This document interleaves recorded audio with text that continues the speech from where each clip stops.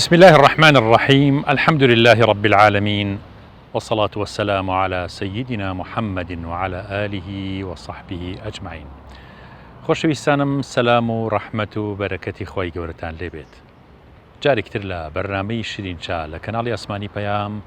لە زنجیرە باسەکانی پەروەردە و فێربوون و پەروەردەی تاک، پەروەردەی کۆمەڵگا، پەروەردەی خێزان، گرنگی ئەو پەروەردەیە کە لە قوتابخانەکان و لە زانکۆکان و لە پەیمانگاکانە ئاڕاستی گەنج و لاوەکانمانەکرێت، چۆن بتوانین لە نەخۆشیە باوەکانی سەردەم کە تێکەڵ بە کۆمەڵگاکانە بێت و چۆن بتوانین پارێزگاری لە خێزانەکانمان لە مناڵەکانمان بکەین کە ئەم نەخۆشیە ترسناکانە تێکەڵ بە ئێمە نەبێت یان بربەستێکی بۆ دروست بکەین. چۆن وریابینەوە بەشی سێهەمیەم زنجیرە باسی پەروەردە و فێربوون و لاوەکانمان و بەشی کۆتایی لەم ئەڵقەیە پێشکەش بێ بەڕێز و خۆشەویست دەکەین. ئومێدەوارم ئینشاڵڵا جێی سەرنجیەوەی ئاز و خۆشەویست بێت و بتوانین لایەکی جدی لە پەروەردەی خێزانەکان و مناڵەکانمان بکەینەوە ئینشاءڵڵا. فەرموو.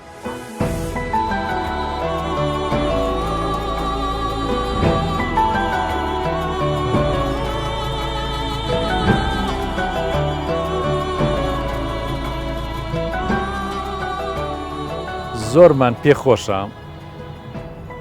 ماڵەکانمان پڕ بێ لە مەلایکە، فریشتەکانی خوا زۆر سەردانی ماڵەکانمان بکات. بەوا بێت کە ئولفەت و خۆشەویستی و سەلامکردن لەم ماڵەیە زۆر بێت. هەر گەڕایتەوە بۆ ماڵی خۆت. ئەو فەرمودەی پێغەمبەر صلی الله عليه وسلم، سەلام لە ماڵ و مناڵ بکە، بەرەکەتێکی زۆر گەورە ڕوەکاتەوە ماڵە. وڵە سەلام عەلەیکم. جا شتێکی زۆر خۆشەیە، سەفەرێک لە مزگەوتێکە مامۆستا فەرمووی خەڵکینە ئەوە ڕەمەزانە و با سونەتەکانی پێغەمبەر صلی الله علیه و سلم جێبەجێ بکەین. ئێوەش کە چوونەوە ماڵەکانتان سەلام لە خێزانەکانتان بکەن. پیاوێکی بەتەمەن خوا عەفوی کە ئێستا مردووە، وفاتی کردووە، وتی کوڕە مامۆستا وەڵڵاهی من تا ئێستا سەلام لە ژنەکەم نەکردووە، فێر نام بەم پیرێ لەکوێ. وتی ئەمە حاجی فڵانە کەس، ئەمە سونەتی پێغەمبەر صلی الله علیه و سلم، ئەمە خێر و بەرەکەت ڕوەکاتە ماڵە. ئێوتی دی باشە وەڵڵاهی ئەچمە سەلامی لێ یەکەم لە ژنەکەم. بۆ ڕۆژی دوایی هاتەوە وتی وەڵڵاهی مامۆستا، تەڵان کردی بە سوعبەت وانە، مامۆستا ڕۆشتمە هەر لە دەرگای حەوشەوە کە خێزانم چوومە ژوورتم، ژنەکە سەلام عەلەیکم وەڕەحمەت الله وبەرەکاتوه. وتی وەڵڵا ژنەکەم سەیری کردم، زۆری پێ سەیر بوو، ئەمەی قەت لە من نەبینی بوو. وتی وەڵڵاهی هەر ئەم نازونوکەما بوو بیکەی بەسەرمانە بەم پیرە. جامە بەسەوەی ئازانم ئێمە زۆر جار فێر نەبووین سەلام و محەبەت و خۆشەویستی بۆ ژنەکەت، بۆ مێردەکەت، حتا بۆ مناڵەکانت. کەسی وا هەیە لە هەموو ژیانمان ڕەنگە بزانم چەند جار ماچی کچەکەم ماچی کوڕەکەمم کردووە. ناکرێت، چکە ئەگەر کچەکەت تۆ ماچی نەکەی بە دەوریانەی خۆ نەکەی بە قوربان و بە ساقەی، بە دوای ئەو محەبەت و خۆشەویستیا گەڕێ لە دەرەوە، تۆ بگێرێ با بە دوایە نەگەڕێ بە حەرام، با بۆی نەگەڕێ، چکە ئینسان پێویستی پێیەتی، پێویستی بە محەبەتەیە. ئەو دایک و باوکانەی سۆز و خۆشەویستیان کەم داوە بە مناڵەکانیان، یان نەیان بۆ دایک و باوکایەتیان نەکردووە، ئەچنە ماڵی خۆیان لە ژیانی خێزانیانە زۆر کەم جار زۆر کەم بەختەوەریان دەسەکەوێت، چکە هەمیشە ئەوەیان لە ناو ڕەوتی ژیانی ئەم ئینسانیان ماوەتەوە کە دایکی دایکایەتی بۆ نەکردووە، باوکی باوکایەتی بۆ نەکردووە. ئەمە مەسئولەتی ڕۆژی قیامەتە. ڕەنگە چەند وەچە زەرەر لەو پەروەردە سەقەتە با کە دروست بووە، سەبەبکارەکەی تۆ بیت لە ڕۆژی قیامەتە محاسەبە ئەکرێیت. سزا ئەدرێ لەسەری کە دایکایەتیت نەکرد بۆ شوت کرد، کە باوکایەتیت نەئەزانی بۆ ژنت هێنا، بۆ ئەمەت کرد. مامۆستا ئەمە چی بکەین بۆ یعنی هەندێ لادانی ئاکاری ڕەوشتی و لە کۆمەڵێک ئەخلاقیات کە ڕەنگەم کۆمەلگایمە زۆر دوور بوو بێت لە مەسەلانە. تەنانەت جەنابە پێش بەرنامەکان نمونەیەکی جوانە باس کرد لە شابەژێڵەکە، تەنانەت ئەو کەسانی کە کەسی ئەگەر دزیش بوو بێت ئەخلاقی بەرزی مەردایەتی تیا بووە کە لە ماڵێکان نمەکی کردبێتتر بۆ خۆی شتی لەو ماڵە نەبردووە. ئێمە چۆن ئیشێک بکەین، چی بکەین بۆی کە هەندێ لادان، هەندێ ئاکاری خراپ کە ڕەنگە لە وڵاتانی ترا هەبێت لای ئێمە سەرەتا بێ یاخود هێشتا ئەم ئاکارانە زۆر نەبێتە دیاردا چۆن وا بکەین کە کەمی بکەینەوە یاخود بنەبڕی بکەین. بەڵێ وەڵای وەک جەنابە و نمونەت باس کرد چەندین نمونە هەیە ینی من نمونەیەکم ئضافتم بۆ وتی کەسێک چوو بوو بۆ بانە مامە حاجێ خاوەنەکە لی پرسیەوە تۆ ماڵ و چۆنە ناچیتەوە وتی حاجی فڵان کەس دراوسێمە یعنی ئەوە نا دراوسێ مقدس بوو لای خۆی لەبەرەوە مامۆستا خۆشەویست ئەم هەنێ نەریت هەیە هەنێ ئەخلاقەیە بەها هەیە کۆن نابێ وەک چۆن ئاسمان قەت کۆن نابێ زەوی قەت کۆن نابێ ینی ئەخلاق ینی ڕێز حورمەت ڕێزی درا ئەگۆڕێ نەکۆنە نەئەگۆڕێ و چونکە ناگۆڕێ لەبەرەوە کۆمەڵگەی ئێمە شەرقی ئێمە بە چیەوە جوانین بەو کۆمەڵگای بەو نەریتە جوانانەوە جوانین یعنی ئەگە ئەو نەریتانەمان لێ بکرێتەوە خۆ هیچمان نەماوە. ئەگەر خێزان ماوەسا هەڵبوەشێت کە هەمتر ئیسلام هەمتر کۆمەڵگا کوردەوارەکەی ئێمە زۆر دەستێکی جوانی توندی گرتووە بە خێزانەوە گەر خێزان هەڵبوەشێت کارەساتی زۆر گەورە دروستەبێ. بەڵام جەنابی مامۆستا خۆ معلومە جەنابتە ینی چەندین جار باس کراوە و یەکێک لە عالمەکانەڵێ ئەگە بتەوێ إذا أردت أن تهدم الحضارة أجبت حضارة تيك بي سيشت بك يكن با دايق نخوينوار بي دوهم للرموز كان با رموزي عيني سيهم غلطنا إذا ودوان من باسكت خالقي تريش هي خيزان بله خيزان تدمير يعني أما أنا وأكن كبون من كتو خيزان دایک نەخوێنەوار بوو طبعا دەوری بەرەکەشی نەخوێنەوارە بێ بۆیە فعلا خێزان دەورێکی سەرەکی ئەبینێ بۆ ئەوەی ئێمە کۆمەڵگەکەی ئێمە لەسەر ئەو نەریتە پاکە بمێنێتەوە. ماوەسا من نمونەیەکم لەلایە سەبیرم کەوتەوە حەزەکەم باسی بکەم لە خزمەت جەنابتانە لە نەوەدەکانە سەرەتای نەوەدەکان ساڵی 92 بوو لە ڕێکخراوی MSF ئەطباء بلا حدود ئیشمانە کە لە سیسایە تر کۆمەڵی دکتۆری ئەژنەویمان لەگەڵا بوو چونکە دۆلی ئەوروپی سوقی ئەوروپی مشترک ئەو منەظەمەیان بەڕێوە بەر هەر سێشەر هەیە لە جیانە ئەو کاتە دەورێکی باشیان هەبوو لە سیسایە قایمەش لە منەظەمە کارمانە کرد کوڕێکمان لەگەڵا بوو کاک نەژبەدین یادی بەخێرە سازم لە بەریتانیایە پیاوێکی ماندار و مسلمان و ڕێکوپێک بوو ژنی هێنا کە خێزانی هێنا حەزی کرد کۆمەڵێک لەو کارمەندانە بە تایبەتی ئەژنەبەکانی داوت کرد بۆ ماڵی خۆیان لە دەربەنی خان بوو یا خولادیەکی نزیکی دەربەنی خان بوو. ئەم دکتۆرە هاتەوە دوایی دکتۆرە هێڵدای ناو بوو خەڵکی بەلجیکا بوو ئەوەی زۆر سەرنجی ڕاکێشا بوو کە لای ئێمە ڕەنگە زۆر شتێکی عادەتی بە یاخود هەر زۆر ئەسایی وەری بگرین ئەوە بوو کە هاتەوە زۆر پیسیر بوو وتی ئێوە شتێکتان هەیە لە هەموو ئەوروپا نەماوە لە هەموو ئەمریکایە نەماوە زۆر گەورەیە دەستی پێوە بگرن ئێمەشمانە بێت چی بێت وتی لەو حەزارەتەی ئێمە هەمانە لەوە گەورەترە وتی ئەمەی کە من بینیم وتی ئافرەتێکی بەتەمەن نەنکی نەژبەدین وتی زۆر پیر بوو لە ئاهەنگەکەیە لە شایەکەیە دایان نابوو لەسەر بەرماڵە دانیشت و تەسبیحێکی بەدەسەوە بوو لا ئیلاهە ئیلەڵڵاه کرد هەرچی کوڕ و کوڕەزا و خزم و کەسوکاری هەبوو زانیم کە ئەمانە خزمی ئەم ژنن دوایوتم نەژبەدین ئەمە چی وتی ئەوە ننکمانە ئەوە کوڕزایەتی و کچەزایەتی ئەوە نازانم چیەتی ئەو پورزایەتی هەمووی هاو دەستی ماچە کرد و ڕێزی گەوریان لێگر وتی لە هەموو ئەوروپا دەستماچکردنێک ڕێزگرتنێک لە پیرێک بۆ جۆرە نەماوە هیچ دایک و باوکی ئەو قەدرەی نەماوە بۆ لەلایەن ڕۆڵەکانیانەوە هەمووی لە خەڵۆتگەیەکە دایانێن و تەواو کۆتایی پێیە بەس ئێوە هەتا پیرتر ببێت ڕێزی لێگرن ئێمەشمان دێەوە ئەو ڕێزە ئیسلام فێری کردین ئاین فێری کردین ئیسلام فێری ئەمی کردین. ماوەسا قارەمان ئێستا ماوەساکان یا قوتابخانەکان حکومیەکان و هەمتر ئەهلیەکانیش یعنی کۆبوونەوەی باوکان و دایکانەکەن ڕەنگە هەندێکی ئامادە نەبێت ئەگەر ئەو کۆبوونەوەیکی دایکان و باوکانە جنابتان تەوجیهاتان چییە بۆ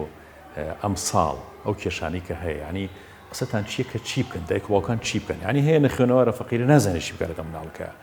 هەیە زۆر سەرقاڵە هەیە لە مناڵەکەی زیاتر ئالوودەی مۆبایلەکەی بووە. وەڵا کاک شێخ ئێمە یەک تەوسیەی وەکوڵە عام ئەکەین لە چەند خاڵەکە بۆ کۆگشتی دایک و باوکان زۆر بەسیط و سادە ئەوە ئەڵێم یەکەم شت باوکاتی و دایکاتی مناڵەکە بکە مەهماکان سەرۆکی ئەم وڵاتی تەسەورەکەم لەواتێ بەقەت سەرۆکی وڵات مەرغەڵ نەبێ بۆ هیچ باوکو دایکێک ئیتر لە دوکاندارێکەوە ئەیگری مدیرێکی مدیر عامێکی بە پلەبەری تا سەرۆکی ئەو وڵاتە مادەم مناڵت هەبوو کەواتە باوکی ئەو مناڵە یەکەم شت باوکاتی بۆ بکە یەک سەعات زۆر نە شەوی سەعاتە دانیشە لەگەڵی ئەرێ چیت هەبوو چیت نەبوو دەنگ و باسیە چۆنێ گوێی لێ مەگرە مانە کاکە مناڵەکە شەڕی کردە بەخوا باندی وایە لە مناڵەکە تیراکەم ئەوە دەگوت بەس ئەو گوێ بگرە بعدە دڵی بۆ بکە باوکات هەرچی وەسائلە لێدا ئەولاوە مەشغەڵەتی خۆلادا ئەولاوە زۆر ژوورەکەی کەیتە تۆ ئەڵێ مامۆستا یەک ژووری چاکم بۆ مناڵەکەم داناوە بەخوا ئەوەی تێ ئەوەی تێ ئەوەی تێ ئەوەی تێ چی لێ بکەم سیارەم بکڕێەوە تا ئەوم بکڕێەوە بەڵێ مۆبایلم بکڕێەوە ئەوە کە قسەی دوومان لەسەر ئەوە تۆ چه حاجەکە دوانزەی شەو معقولە من دوانزەی شەو بە نامەیەکی ئینتەرنێتم لە تەلەبێکەوە بەدەی بۆ مامۆستاکە مامۆستا ئایا بانین چی داخڵە بۆ ئیمتیحانەکەم چۆن و چۆنی دوانزەی شەو بیری کەوتوتە پرسیارش لێ من کردووە ئەگەر دوانزەی شەو مناڵێکە تۆ مۆبایلی پێەیە کۆمەڵە شتت ماناکێت یەکەم تۆی باوک ئاگای لەوە نیم مناڵەکە خەریکی چییە دوانزەی شەو ئینتەرنێتێکە تۆ لە ماڵەوە کراوە کەوایە ئەم مناڵەی تۆ مەگەر خوا بیزانێ یەک ناوی بۆ من نادووە خوا ئەیزانێ خەریکی چی ترە بە مۆبایلی تۆ ئەی تۆ نەبێ ئەگەلەوە بێ دەی تهدید محدودی کە یاڵا مەکرد کۆمپانیەکەت ئیفلاسەکە لەبەرەوەی کە تۆ بە ئینتەرنێت ئیشتەوێ تهدیدی کە ئێستا خۆشبەختانە هەندێک لە سنتەرەکان خەریکن سنتەرەکان ئینتەرنێت و مۆبایل هەندێک سایت و ماڵپەڕی ئەوانە قەدەغا خێزانی دانن بەڵێ ئەوانە هەیە لانێکی مشتراکی ئەوە نەبکە بۆ مناڵەکە بزانێت چییە کاکە لێ مەگەڕێ مناڵەکە لە سەعات 9 شەو مۆبایل بەدەستیەوە بێ لێ مەگەڕێ لە ژووری مناڵەکەی توێ جیهازی ئەلکترۆنی هەبێ لە بچووکترین شتە تا گەورەترین شتە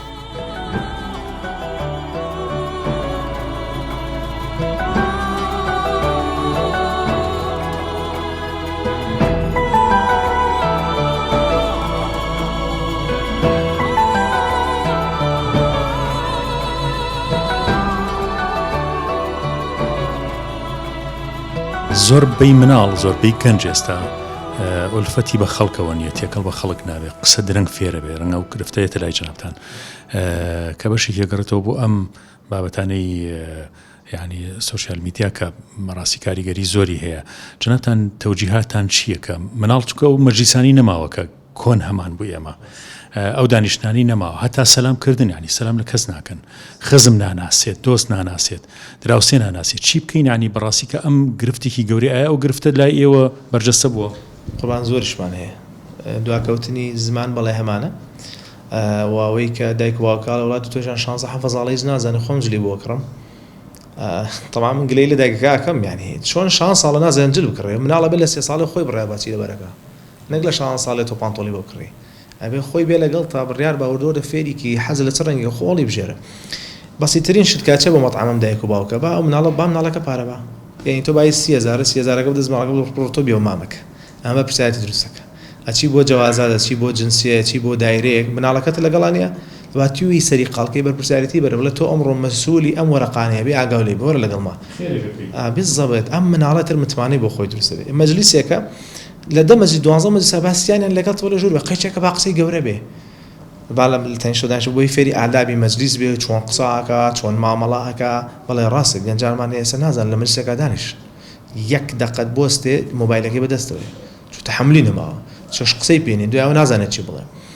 بەهانەکەشی چێڵە دەی خۆ من نازانم چی بڵێم خۆی مەبەزەوە نێت تۆ لە مەجلیسەدانیش ئیلا قسە بکەی کرێ گوێ بگری لەبەر دایک و باوکەکان جارشکە گەڕێنەوە بەلایەوان ئەڵێن کاکە وای لێ بکەن قەیچەکە باڵەوە مەجلیسە دوو قسە بکا بە کەڵک نێ دوای فێرێکەکەی با بەم قسەیەوە ناکرێ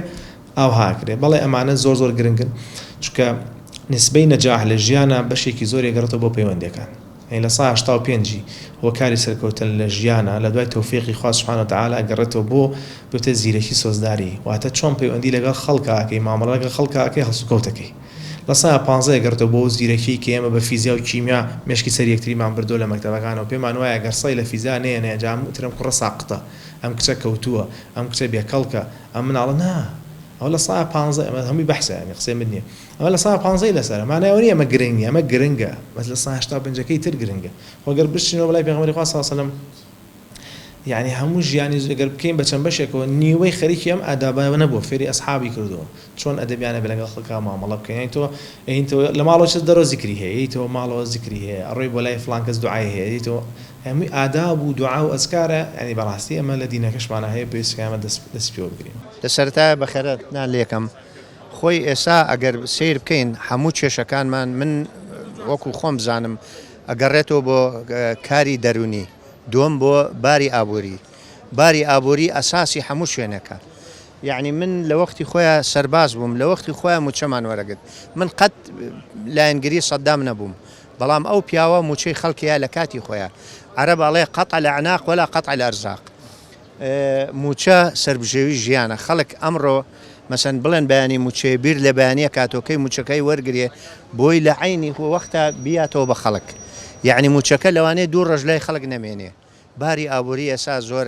ناو بۆتە گرفتی خێزانەکان و پەروەردەی مناڵ هەموو دنیاە. باری ئابووری ئەساسی کۆمەلگایە، چونکە مەعیدە کە برسی بوو مێشک بیر ناکاتەوە. خۆ هێشە خەڵکێکی زۆر هەیە دەوڵەمەنی شەو بەڵام کێشەی هەیە هەر لە ماڵەوە هەموو سەردەمێکە ئەوان بە مقیاسدا نانین. ئێمە زۆربەی خەڵک کە فەقیرن و باری ئابووریان تەوانێ ئێمە بیر لەوان ناکەینەوە. وایە ئەوە جیایە. باری ئابووری ئینسان کە تێر بوو من جاری وایە کە مەعاش وەرەگرم کێشەم نامێنێ، یعنی برسیشم نابێ. هەموو کەس وایە کە پارەی پێ نابێ نانیشی خواردبێ برسی ئەبێت. یعنی کێشەکە دەرونیە. کۆمەلگای ئێمە هیلاک بووە، هیلاک ئەوەنە شەڕمان بینی، ئەوەنە ناخۆشیمان بینی، یعنی کێشەکانمان زیاد بووە. ئێستا کۆرۆنامان هەیە، کێشەی کۆرۆنامان هەیە، کێشەی دۆلارمان هەیە، کێشەی ئۆکرانیشانمان بەسەرهات، چونکە ئەو باری ئابووریە تەسیری لە هەموو جیهان کرد. یعنی ئەمڕۆ بێ ئێمە وەکو دوێنێ قسە نەکەین، گەنجێکە خوێندن تاواکە یەکسێ چاوەڕی تەعینان نەکە، کاکە کۆمەڵگە زۆر بووە. دام و دەستگاکانی حکوومەتی شوێندەیان لێ کۆبۆتەوە، خەریکە بڵم گەیشتۆتە حەدی ئیمتیلا پێویستی بەوە نییە کارمەندی تردانی. ئەنجا هێشتا و کارمەندانش هێشتاوانە خانەنشی نەکراون. بەمە تەزەخمێ دروزە بێ، لە باتیوێ خزمەت بکرێ ئەو کاتە گەندەڵی زیاترە بێ. لەبەرەوە گەنجی سەرکەوتووە و گەنجەیە خۆی بەردەوام بێ، ئامانجی خوێندنەکەی نەبەستێتەوە بە دامەزراندن. ئەمە یەک. دووەمیان باوکو دایکی ئەو فکرەیە نەخەنە مێشکوێش تام تەواوی نەکەم و شووری ئیشی بۆ بدۆزنەوە. کاکە با فترێکم خۆی بدۆزێتەوە ئەم ماندووبوونەی کە لەگەڵ خوێندنە فترێک ئیسراحەتکە، لە دواییە بیخەرە بەر مەسئولیەت. تۆ کوڕێکت هەیە نە ئیشت پێ کردووە، خوێندنی تەواو کردووە، فێری ناڕەزایی و گلەیت کردووە، بیری هەندەرانی چۆتە مێشک، بە هیچ شتێ مرتاح نییە. لە کاتێکە بچێتە هەندەران ئەوەی لێرە هەیەی لەوێ دەستی ناکەوێت. ئەوە تاقیکردنەوەش زۆرە. لەبەرەوە منەڵم بە باوکو دایکەکان خۆیان بێننە دەرەوە لەم جیهانە ئاڵۆزەی کە ئیستاتیاتی، جیهانێکی وا بۆ خۆیان دروستکەن کە هیچ جۆرە احتیکاکێکی نەبێ لەگەڵم بارودۆخە، لەگەڵیانە بشین بەجەستە، بەر ڕۆحیان لەگەڵ چیا بن، لەگەڵ ئەو پەروەردە ئیمانیا من کە کۆمەڵگەی ئێمە بە درێژایی مێژوو کۆمەڵگە سەرکەوتۆکان هەیان بووە. ئەنی مرۆڤەوەنەی بە فیکر و بە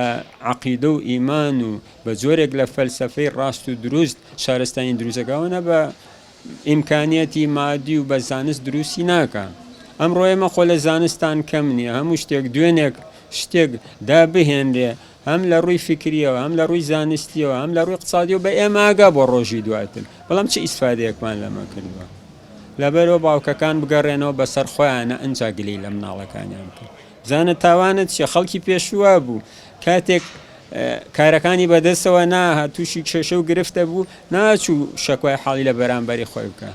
بێدەنگە هاتەوە لەگەڵ خۆی خۆیە ئەگەر هەڵەیەکمە بێ و بەخۆم نەزانی بێ، ئەگەر سەرپێچیەکمە خۆی داوای لێبوردنەکەم، من ئەمە چاکم تۆشەوەم بۆ چاکە، تۆ توی چانەکەی، بەڵام شتەکانی بۆ چاکرێ. ئەمە لە دنیای شتیوانە. ئێستش مەجال زۆر ماوە ئێمە بگەڕێنەوە، فرسەتێکی زۆرە، هیچ کەسێ لە کیس ناچێ مادام زیندوو بێ، حەی و ڕزق بێ، ئیشی لەسەرەکرێ، ئیش لەسەر کاکە بەردەکرێ، ئیش لەسەر ئاس نەکرێ، بۆ ئیش لەسەر مرۆڤ نەکرێ، بۆنە ناومێت بین. ئەنجا تۆ سیرەکەی ڕەڵی کۆمەڵەکەمان بەرەوە ئەوە ڕۆ هەڵوەشێ، خێزان نەمێنێ، نازانم ڕێکخراوەکان واکەن، ئەی بۆ تۆ ئیش ناکەی، بۆ تۆ شەرمنی، بۆ تۆ لە دایرەیەکە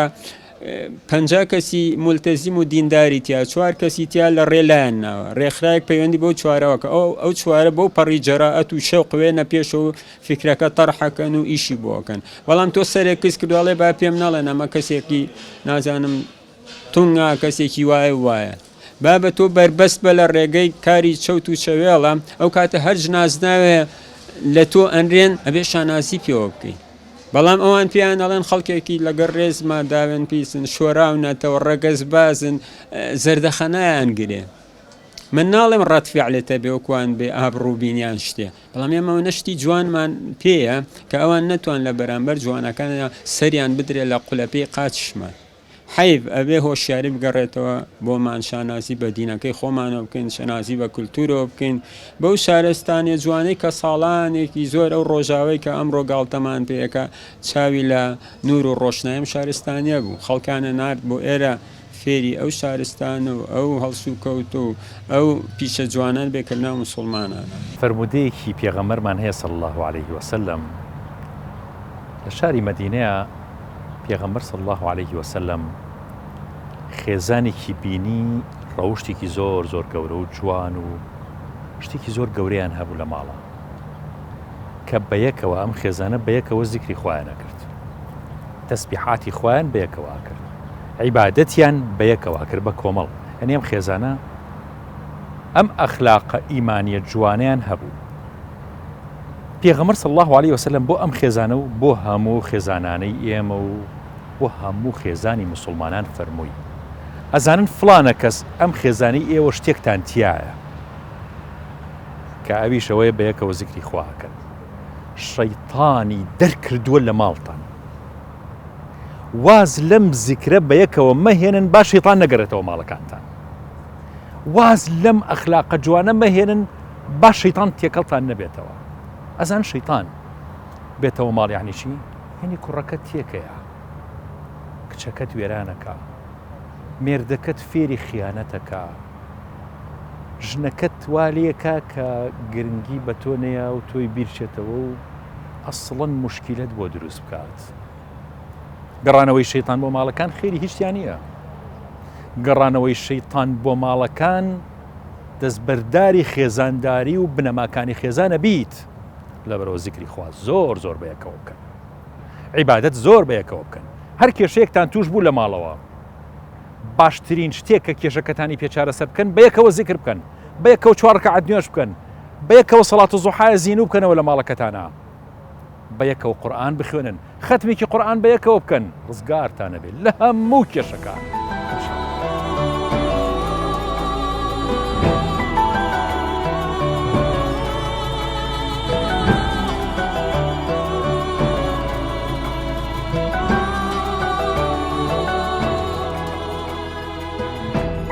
زۆرترینی چالاکیم گروپانە کە ئەم ئیشە ناشرینە ناکەن یاخود ڕەواج بەم کارە قێزەونا نادەن یعنی اعتیمادی زۆریان لەسەر وێنەیە وێنە چی دروستەکە لە ذهنێتی مناڵە لە ذهنێتی مناڵێکی بەتایبەتی بچووکە یعنی ئایا مناڵ بینینەکانی جیاوازە لە گەورەیە کاتێک کە شتێکە بینێ ینی چۆن ئەڵێت زیاتر کاریگەریە بێ باگراوندی زیاتر لەسەر جێهێڵێت لەسەر باگراوندی زیاتر کاریگەری جێهێڵێت هاوڕێوەتی و ئەوەی کە ئەیبینی ئەچەسپێتێت لەواتە نەسیحەتکردنی مناڵ لەو تەمەنەیە تەنها بە فۆنتێکی نەرمانە بێ مامەڵێ لەگەڵا بکرێت کاتێکیش کە نەسیحەتی مناڵ ئەەکەی ئەبێ ڕاستەوخۆ وێنە و ڤیدیۆ پیشاندێ چونکە ئەو دەات لێ ئەچەسپێت تاقەت نییە بدە سیمینارێکی 4-5 ساعت دابنیشێ مراهق بە پێوەرە پەروەردەیەکە مراهق ناکرێت نەسیحەتی بکەی و ناکرێت لێشی تۆ ڕەبی بۆ چۆ تەمەنەکەی ئەوە حەساسە قۆڵکەی بە قۆڵیە دۆستانە دیاردەکانی پێ بڵێت و تێگەێنی هەڵەکانی بە شێوەیەک لە شێوەکان بەبێ نەسیحەت بەبێ شەڕ و ئاژا بەبێ تونتیژی تێبگەێنی چکە ئەوە حاڵێ بێت بەڵام کە کاتێک گەیشتە سەر و 20 ساڵ 25 ساڵی ئەوانەوە ئەوە شتی تر قبوڵەکە ئەوانەیە کاتە باسمان لە مۆزوعی مناڵی پەروەردەی مناڵ ئەبێ بە ئەم ڕسمانە وێنەیەک ئەبینێ تۆ چه حاجت بەوەیە بچی ناو شوێنجێک و پاچی ئازادیە لەو سەر زەویە وێنە چاوەڕێگەت خوازی دروستکەی چی حەزاکە ینی وا لە ئێمە کراوە چیش ئەکرێ من بە مناڵەکە بڵم کاکە ئەم قەوزل قوزاحە ئەم پەلکە زێرینەیە شتێکی زۆر قێزەوی ناشرینە بۆ چکە شوبیان دێنە بۆ لە کاتێک هیچی لە جوانترین دیمەنەکان دیمەنی پەلکە زێرینێ سەرەکی ئیکە بە هاوڕێگەت خواسی بۆ چکە بۆی پشو درێژن ئەمان تاقەتیان زۆرە ئێستا دارێکە چێن با 100 ساڵ دێ بەرهەم بێنێ چکە بۆ هەر لە خودی ئیسلام و ئەوان بۆ دەرکەوتووە محەممەد صلی الله علیه وسلم هات هەتا دینەکەی بەردەوام بێت ئەمە دی ئەشوبهێنە بە ئێشەکەی خۆی ئەوێ ئەم دارە بچێنێ ئیش لەسەر بکە ئاوی بات بەچی بۆی 50 ساڵاتر ئەوە بکاتەوە لە بیدایەتی قەرنی ڕابردووە لە ئەوروپای کۆمەڵی حاڵەتیان چەند ئێستا باجەکەی دیار دەکەی بینەوە زمانی لە زمانەکانت باش بوو بۆ مۆزۆی پێشکەوت تەکنۆلۆژیا بۆ خۆیان باش بوو چونکە بەڵام سەرێکە تەواو کۆمەڵگەکان وەشاوت لە هەندێک وڵاتە هەیە هاوارەکە کاکە ئەمساڵ من 5 ملیۆن گەنج جۆرەگرم 500,000 گەنج جۆرەگرم بۆ چونکە گەنجی نەما لە وڵاتەکە کەس ئامادەی ژیان ژنخوازی نیە کەس ئامادەی ماڵ ماڵکەوتنەوەی ئەوێ ئێمەش ئاوا لە بکەن وڵاتەکە ئێمەش ئاوا لە بکەن ئەم ڕسمانە دائانێ بۆ مناڵ لەسەر ئینەگەیکە دروستی ئەکا دێ لە حاڵەتێکە مناڵ چاوکراوەیە لە موبایلەکەی خۆ بۆ ئەو ڕسمە ئەگەڕێ بۆی ئەو ڕسمە 100 شتی تری بۆ دێ هەنگاوانێ بۆ شتی تر بیرەکاتەوە ئیتر خەوی نامێنێ وەکو پێم وتی ئەو حاڵەتانی تر ئەگە ئەمە لە مشکی ئەو مناڵ ئەچەسپێ ئەبێتە پرسیار لە لای بەدوای وەڵامەکەی ئاگەڕێ طبیعەتی مناڵ ئەوەی پرسیاری زۆر لا دروستە بێ کە پرسیاری لا دروست بەدوای وەڵامەکەی ئاگەڕێ ئەگەر منی پەروەرشاری پەروەردەکات دەنگی پێم بگات پرسیارەکەی پێم بگات جوابی بدەمەوە ئەوە زۆر باش ئەتوانم جوابی بێم تێگەێنم بەڵام شەرت نییە هەموو دقەیە پەروەرشیارێ پەروەردەکارێک بدۆزێتەوە لای دایک و باوک و مامۆستاکەی وەڵامی دەستکەوت زۆر باشە دەستی نەکەوت لەو سەرجادەی وەڵام زۆرە لە ڕافقی دۆز وەڵام زۆرە لەوانە وەڵامەکە وەرەگرێ طبیعەتی مناڵ و گەنج و مراقیش ئەوەیە تا کەسێکی هاوشان و هاوتەمەنی خۆی هەبێ زۆر کەم وەڵامەکە لە من وەرەگرێ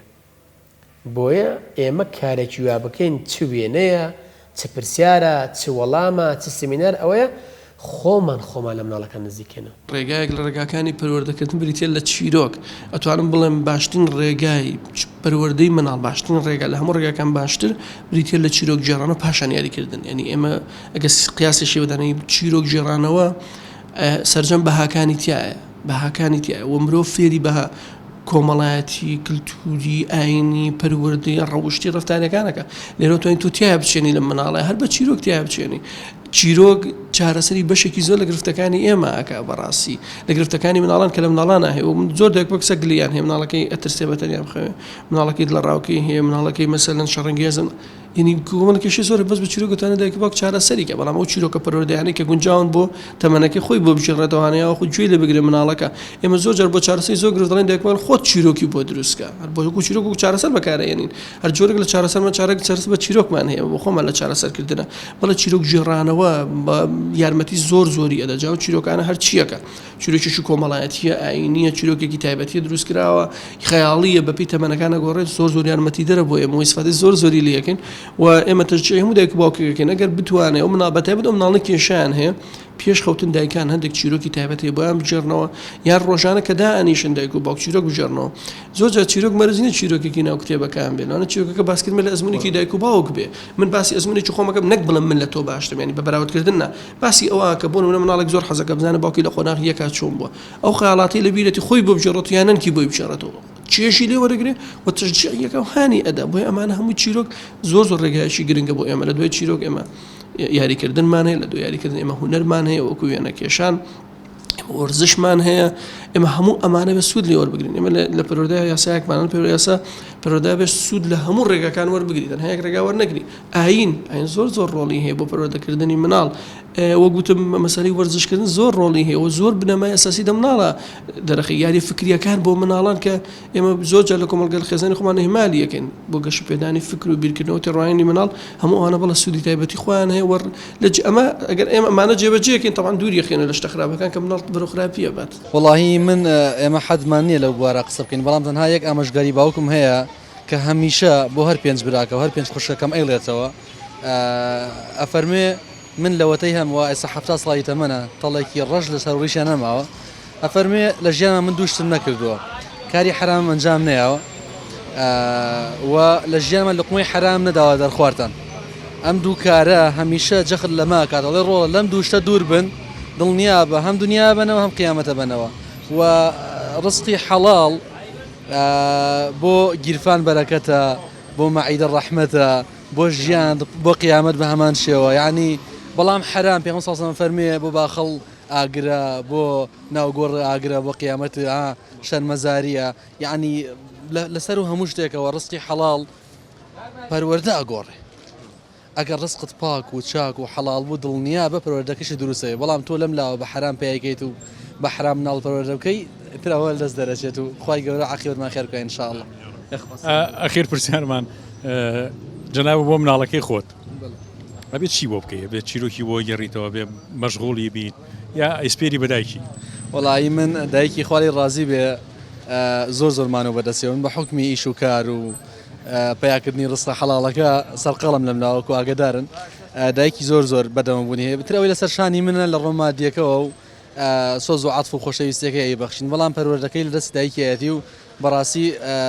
دەست خۆشی دایکەکەم و قەرزای دایکیم کە زۆر بەدەمەبوونی هەیە بۆ مناڵەکانم. ینی دایک زۆر گرنگە بۆ پەروەردەی مناڵ. حتما ئەرەوەڵا بەس بزانین چ دایکێک هەڵەبژێری. لا نسألك رزقا ئەزانت سوربوونی بەرەی بەشەری ئەممەنە چاوچنۆکی هەیە لەسەر ڕزق و لەسەر پارە پیاکردن و لەناو مسلمان و غیری مسلمانیشە حیفە مسلمان وابێت ینی تەماع بازێکی بێلەزەت کە دەسەبا بۆ حرامخۆری دەسەبا بۆ هەڵپە و کۆکردنەوەی پارە با هەر خۆم هەم بێ بالای خۆم بێت دەسەبا بۆ منسەب و پلەپایە بۆی زۆرترین پارە کۆکەمەوە لە ماڵەکەی خۆمە بۆ مناڵەکان لا نسألك رزقا ئەمە خوا وعدیاوە کە ڕسە خۆی ئەیە جا ئەگەر خوا ئەم وعدەی نایە ئەبێ بەشەریەت و خەڵک چه هەڵپە و چ تەماعکاریەکی زیاد کردایە چەند زیاتر هەڵپەی هەبوایە خوا وعدیاوە ئەی ئیماندار تۆ مەترسە لە ڕزقی خۆت لا نسألك رزقا نحن نرزقكم وإياه ئێمە ڕزقی ئێوەیش و مناڵەکانیشتانین بۆ ترسی ئەگەر تۆ مردی ئێتر مناڵەکە لە برسا بمرێت ڕسق خۆرێ مردووە ڕازق نەمردووە ئازانم لەبەرەوە نیشانەیەوەی کە ڕسق بدابارێ بەسەر ماڵەکە تا ئەوەیە تۆ ئەمر بکەی بە نوێژ لە ماڵەکانتانە نوێژ بەرەکەتە بۆ ڕزقەکەیشتان نوێژ و تاعەت بەرەکەتە بۆ ڕزقەکەتان قورئان خوێندن و زیکر و یادی خوا لە ماڵەکانتانە بەرەکەتی زیاترە بارێنێ بەسەر ماڵەکەتانە کەمتر تووشی نەخۆشیە بن بەڵام موسیبەتەکانتان کەمە بێ تووشی نەخۆشیش بووی هەر ئەم ڕزقی نوێژە هەر ئەم ڕزقی عیبادەتە فێری سەبر تەکات ئەویش بۆ کا بە عیبادەت فێری تەقواداری زیاتر تەکات فێری ئەوە تەکات کە کاتەکانە بەزایەنەی فێری زۆر شتەکە کە وەختی خوا ڕەحمی پێکردی فەزڵی نوان بەرامبەرە زۆر شت ئاياتی کە نەیاوە بە خەڵکی تر لەبەرەوە ئەی حەدیسەکەی پیانسەم سەیکەن ئازانم کا فەرمێ ڕەحمەتی خوا پیانسەم دوعات بۆکە ڕەحمەتی خوا تەمەنەوە ڕەحمەتە نازڵە بێت بۆ کێ بۆ پیاوێک کە ژنەکەی هەڵەسێنێت لە نیوە شەوە بۆچی بە هەڵسەبا دوور کات نوێژ بێکەوە بکەی ڕەحمەتی خوا لەو ژنەی کە مێردەکەی هەڵەسێنێ با دوور کات نوێژ بەیەکەوە بکەین پێش نوێژی بەیانی بە جەماعەت نوێژەکەمان بەیەکەوە بکەین نوێژی شەو نوێژ بەیەکەوە دوور کات بکەین ئەمە ڕەحمەت دابارێ بەسەرەوە ماڵەیە تۆ توێ ڕەحمەت ڕووکاتە ماڵەکەت یەکسر ڕەحمەتەکەش بۆ تۆ داباری و خوای گەورە دوعاکەی پێغەمبەری ساسم قبول کردووە ڕەحمەتی خوا لە تۆ کە هەڵەسی ژنەکەت هەڵەسێنی بۆ نوێژی بەیانی یا بۆ شەو نوێژ فەرمودەی پێغەمبەری خوای صلی الله علیه وسلم فەرمێت نمونەی ئەو ماڵەی کە زیکری خوای تیاکرێ و ئەو ماڵەی زیکری خوای تیا ناکرێت وەکو مردوو زینو وایە ماڵێ نوێژ و عیبادەت و ڕۆژ و تاعەت و زیکر و قورئان خوێندن و تەسبیحات و ئەستەغفیر الله تیا نەبێت وەک مردوو وایە و مردووە ماڵێکی شەمانەی تیا بێ زۆر زیندووە بەخوا ماڵە شەیطانەکان هاتوچۆی بکەن زۆر مردووە ماڵێکیش مەلایکەکان هاتوچۆی بکەن زۆر زیندووە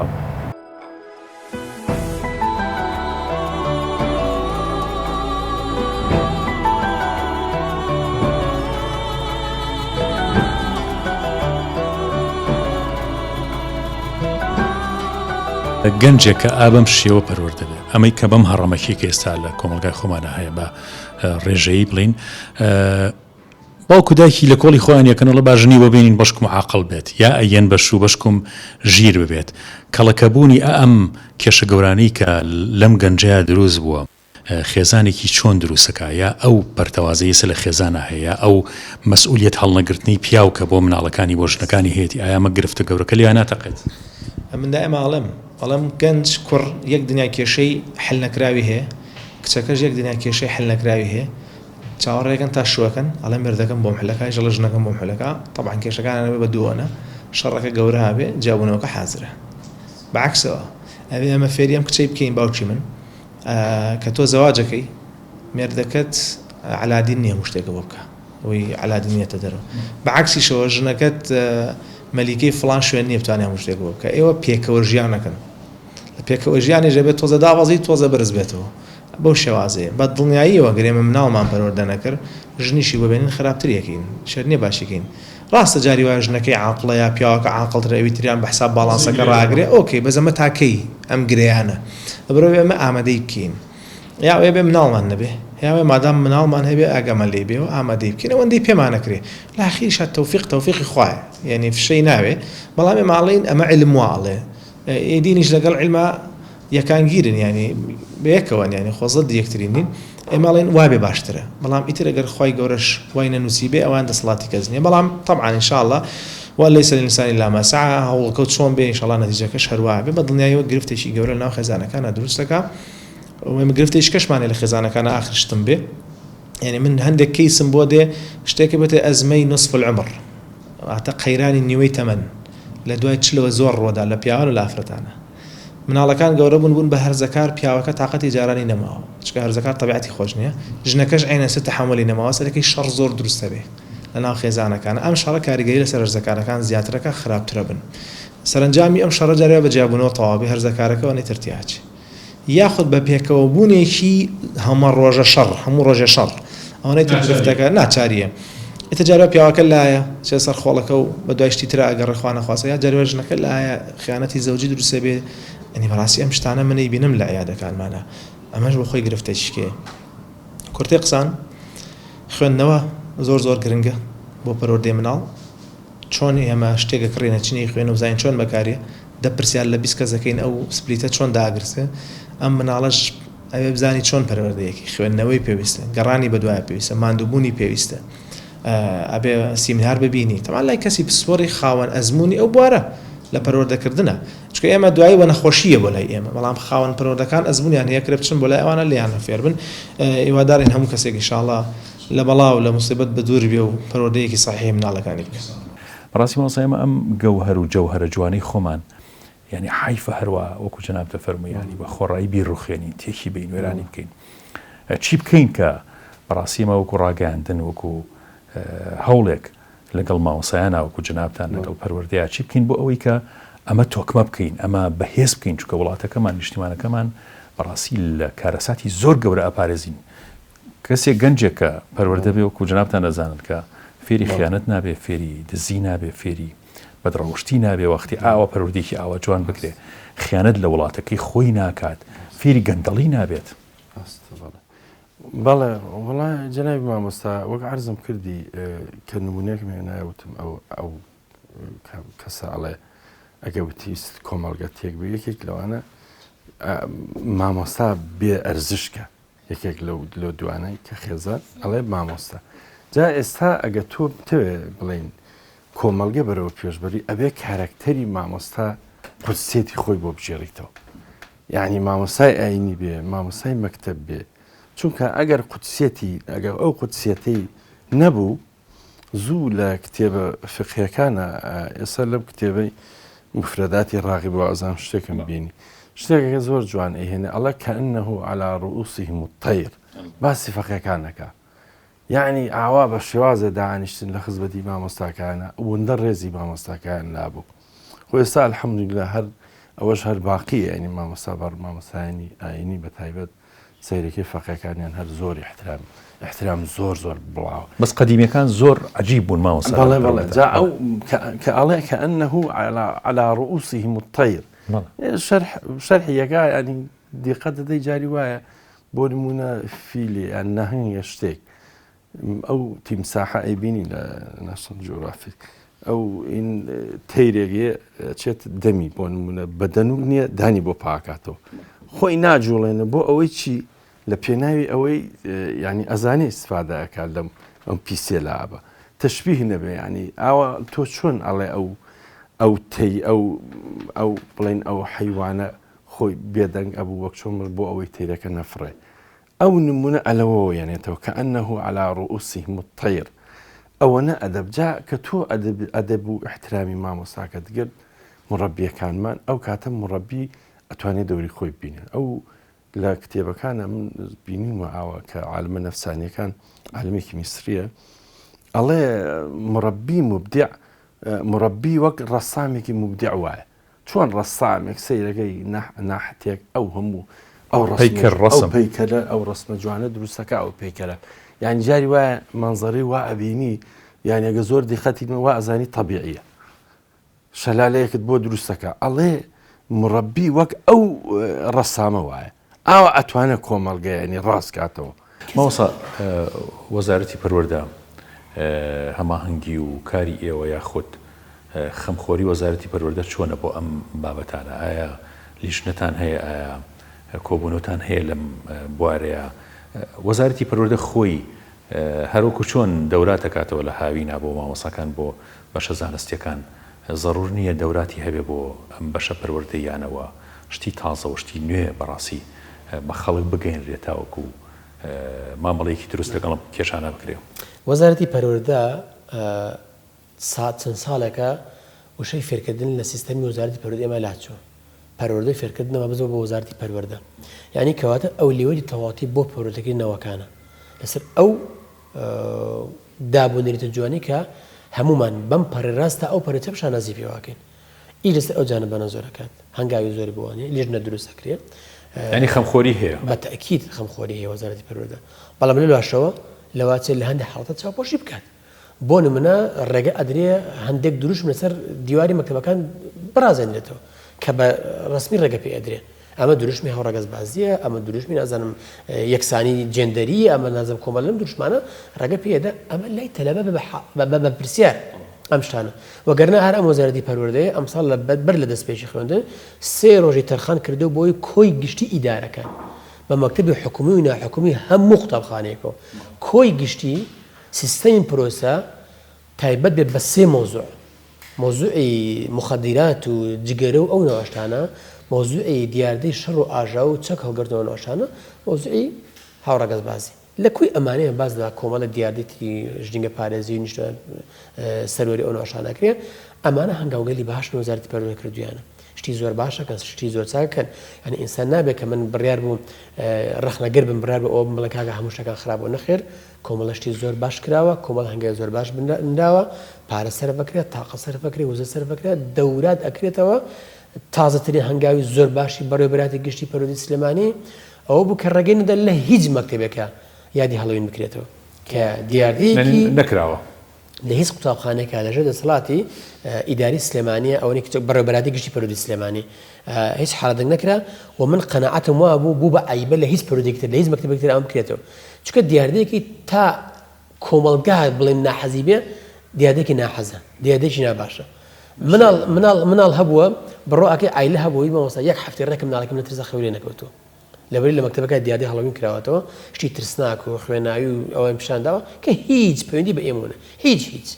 پەیوەندی بە ئێمە خۆشبەختانە بەڕێوەبەراتی گشتی ئەوان ممنوع کرد و ڕێگەیان پێنەداوەنە هەنگاوێکە زۆر باش بوو. ئەمە هەیە وەلو لاشەوە وەزارەتی پەروەردە لەواتێ هیچ لەسەر شتی تر بکات و زەقترینەن ئەوەی کەوتم بەڕاستی هەندێک دروشم ئەنووسێ هەندێک حاڵەت ئەنووسێ کە حاجە نییە، پێویست نییە لەسەر دیواری مەکتەبەکان تۆ ڕێگە بەی دروشمی هاوڕەگەزخوازی، دروشمی یەکسانی ئاینەکان کە تۆ حساب بۆ کۆمەلگاکەی خۆت بکە کە عەقد بەس خەڵکی ترەوە نەبێت. لەم مێژە لەم کۆمەلگای ئێمە ڕێز لە مەسیحیەت و لە جوولەکە گیراوە. لە هەموو تاریخی کوردە بەتایبەتی لەم شارە بەتایبەتی لە وڵاتەیە کێشەی بینی مەسیح و موسڵمان نەبووە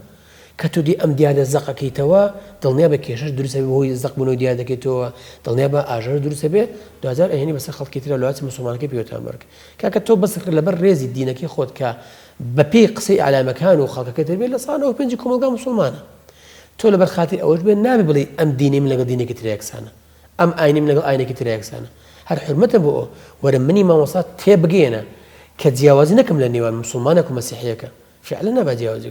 بەڵام کەوتم یەکسانیە زۆر تەبیعیە مناڵی مسلمانەکە پرسیارەکە کە ئەمە یەکسان بێ و ئەو دنیای کە لەو دینە هەیە کە هەمووشی لادانە لە ئەسڵی دینەکەی خۆی بۆ لە دینەکەی منە لەواتێ تووشی لادانە لە دینەکەی منە. مەڵبەندی ئەم زەویە جوڵەی ئینسان تایە لەسەر ئەساسی یەک خێزان بوو، ڕەحمی یەک ئافرەت بوو، حرەکەتی بەناو بەشەریەتا دروست کرد و بەشەر دروست بوو لەم سەر ئەرزەیە کاویش ئادەم و حەوا بوو. باشە بۆ خوای گەورە لە ئادەم و حەوا خێزان یعنی لە خێزانێک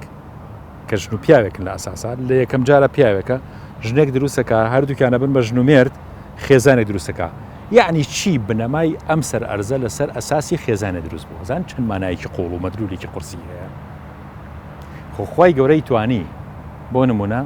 10,000 پیاوی وەکو ئادەم بە یەکەوە دروستکات 10,000 ژنی وەکو حەوا بە یەکەوە دروستکات لە 10,000 خێزان بەشەریەت دروست بێت بە زۆر پەرش و بڵاوە بوو بەشەریەت نا خی گەورە بەم جۆرە سونەتی خواوانیە لێک ژن و پیاو 10,000